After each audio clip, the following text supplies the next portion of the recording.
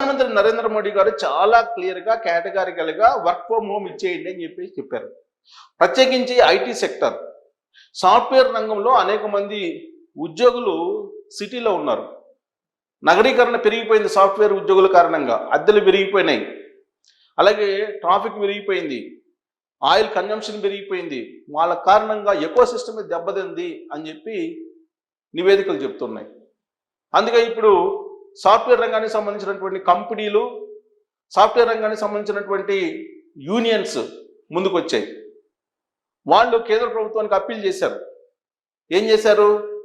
కేంద్ర ప్రభుత్వం ఆర్డర్స్ ఇవ్వాలి, ఐటీ కంపెనీలకి క్లియర్ కట్ ఆర్డర్స్ ఇవ్వాలి వర్క్ ఫ్రమ్ హోమ్కి. లేదంటే కొన్ని కంపెనీలు వర్క్ ఫ్రమ్ హోమ్కి అలో చేయట్లేదు అనేటువంటి విషయాన్ని సాఫ్ట్వేర్ రంగానికి సంబంధించినటువంటి సంఘాలే, ఆ సంఘాలు నేతలే లెటర్ రాశారు కేంద్ర ప్రభుత్వానికి.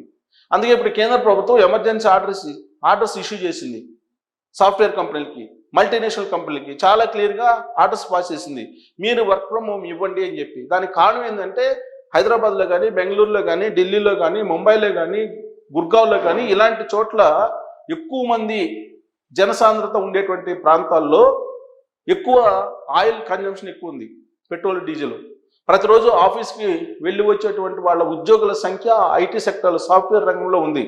సాఫ్ట్వేర్ రంగం రాకముందు నగరీకరణ ఇంత వేగంగా పెరగలేదు. సాఫ్ట్వేర్ రంగం వచ్చిన తర్వాత ధరలు విపరీతంగా పెరిగిపోయాయి.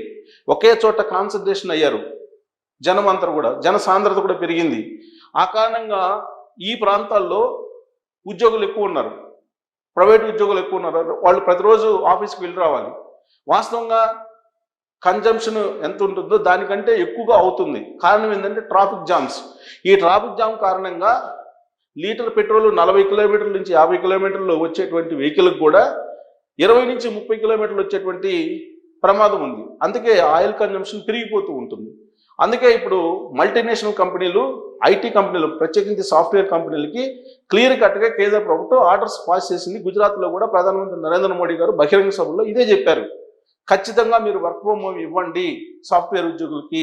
కోవిడ్ సమయంలో